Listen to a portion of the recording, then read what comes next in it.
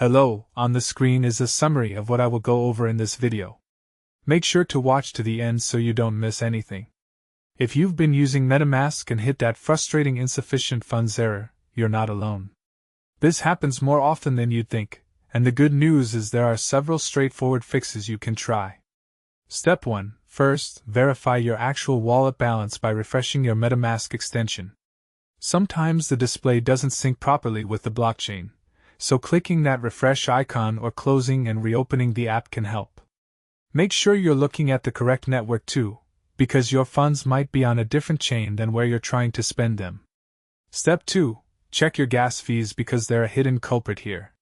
When you initiate a transaction, you need enough funds to cover both the transaction amount and the gas fees on top of it. If gas prices are high, you might not have enough ETH to complete the transaction. Open your gas settings and try lowering the gas price to standard or low to reduce what you're spending. Step 3. Switch networks if you need to, because your tokens might exist on a different blockchain. Ethereum mainnet, Polygon, Arbitrum, and Optimism all have different token balances. Open your network dropdown and make sure you're connected to the right one where your funds actually live. Step 4. Add missing tokens to your MetaMask by importing them if they're not showing up. You might have received tokens that aren't automatically displayed, so manually add them by using their contract address. This ensures you can actually see and use all your available assets.